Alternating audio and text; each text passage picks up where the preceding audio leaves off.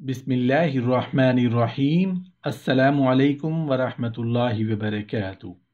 حیض میں خواتین سے نفرت کرنا۔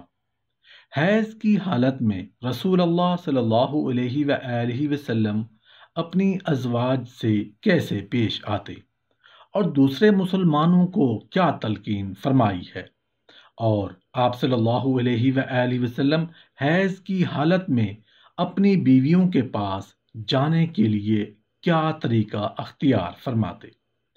کیا عورت حیض کی حالت میں کسی چیز کو چھو سکتی ہے، اور کیا حیض کی حالت میں عورت کے ساتھ ہم بستری کرنا جائز ہے؟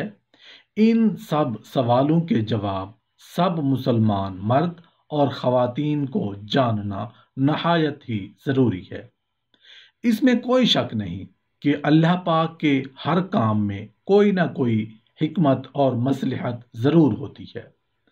خواتین پر یہ جو حیض مسلط کیا گیا ہے، جس میں خواتین کو بے تحاشا تکلیف ہوتی ہے، درد ہوتا ہے، چڑچڑا پن ہوتا ہے۔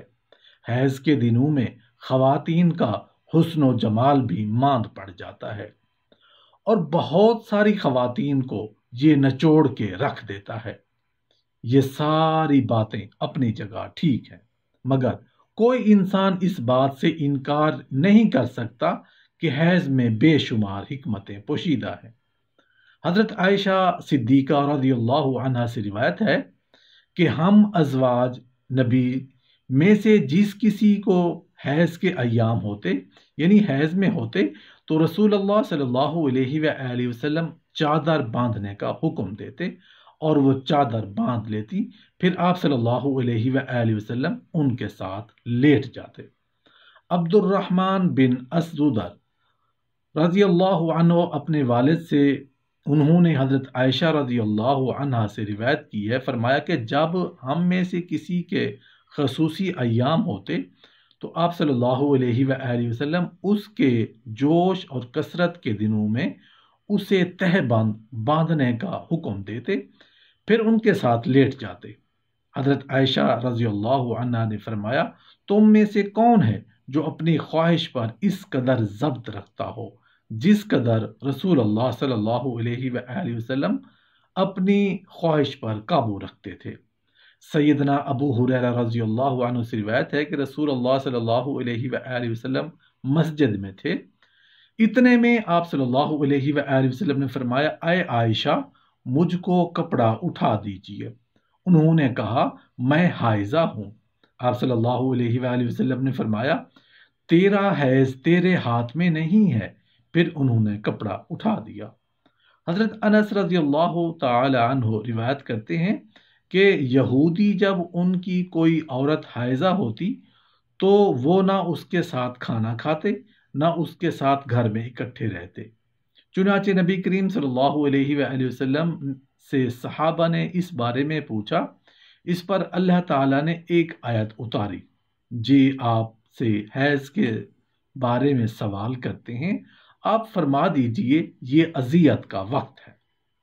یعنی مقام حیض میں عورتوں کے ساتھ مزاحمت سے آخر تک دور دور رہو، تو رسول اللہ صلی اللہ علیہ وآلہ وسلم نے فرمایا، جماع یعنی ہم بستری کے علاوہ سب کچھ کرو۔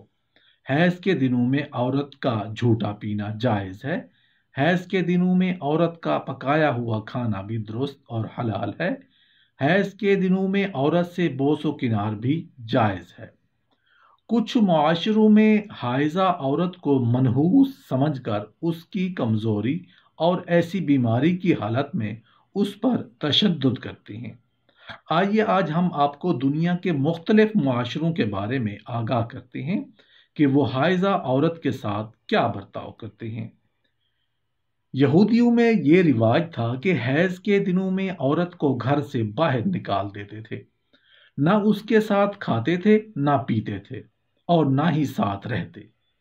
حیض ختم ہو جانے کے 7 دن بعد تک ان کے قریب نہیں جاتے تھے۔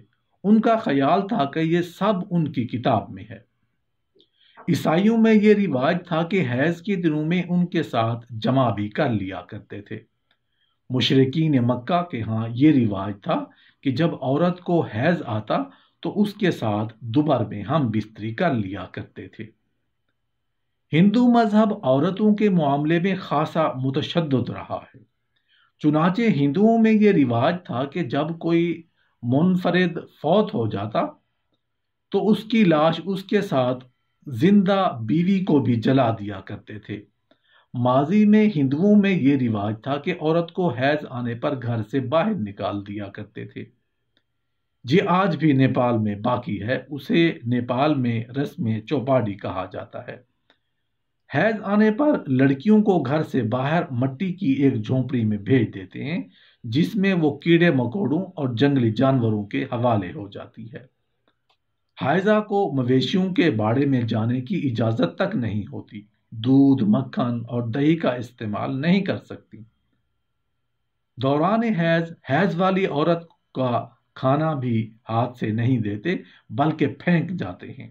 حیض والی عورت کو اپنوں سے بڑوں کو نہیں چھونا چاہیے۔ کرائے کا مکان لیتے ہوئے پوچھا جاتا ہے کہ آپ کو حیض تو نہیں آتا؟ اگر حیض آتا ہو تو کرائے کا مکان نہیں مل سکتا، اگر مشکل سے مل بھی گیا تو اوپر والی منزل نہیں ملے گی بلکہ نچلی منزل ملے گی۔ دوران حیض پانی والی نل کو ہاتھ لگانے کی اجازت نہیں، گھر کا بیت الخلاء استعمال کرنے کی اجازت نہیں ہوتی۔ غرض یہ کہ حیض والی عورت کو انتہائی منحوس تصور کیا جاتا ہے۔ کیلاش پاکستان میں ضلع چترال کا ایک علاقہ ہے جہاں ایک الگ قسم کا مذہب پایا جاتا ہے، جس میں خدا کا تصور تو ہے لیکن کسی نبی کو یہ لوگ نہیں مانتے۔ ان لوگوں کے بڑے عجیب و غریب عقائد اور عجیب و غریب رسمیں اور رواج ہیں۔ انہی میں سے ایک رسم بشالینی کی ہے۔ بشالینی اصل میں اس خاص جگہ کا نام ہے جہاں حیض والی عورت کو گھر سے نکال کر رکھا جاتا ہے۔ ان کے ہاں عورت کو حیض کے دنوں میں نجس اور پلید سمجھا جاتا ہے اور گھروں میں رکھنا ناجائز اور حرام سمجھا جاتا ہے۔ اس جگہ پر تختی لگی ہوتی ہے جس پر یہ لکھا ہوا ہوتا ہے کہ خبردار، بشالینی ممنوع علاقہ ہے۔ اس مخصوص جگہ پہ مردوں کا داخلہ ممنوع ہوتا ہے۔ کچھ عرصہ قبل یہ ہوتا تھا کہ شدید برف باری میں حیض والی عورتیں وہاں پر بغیر بستر اور کمبل کے رہتی تھیں، نہ گاؤ تکیا نہ گرم پانی، ٹھنڈے پانی میں نہاتی، تکیے کی جگہ سر کے نیچے پتے رکھتی تھیں۔ انتہائی حیرت کی بات یہ ہے کہ یہاں بچے کی پیدائش ہوتی تھی اور اس کے بعد ٹھنڈے پانی میں جا کر عورت کو نہانا پڑتا تھا۔ لیکن ابھی یونانی لوگوں کی مدد سے بشالی میں کافی سہولیات آ گئی ہیں، لیکن اب بھی حائضہ کو گھر میں جانے کی اجازت نہیں ہوتی بلکہ اس کو یہیں پر ہی رہنا ہوتا ہے۔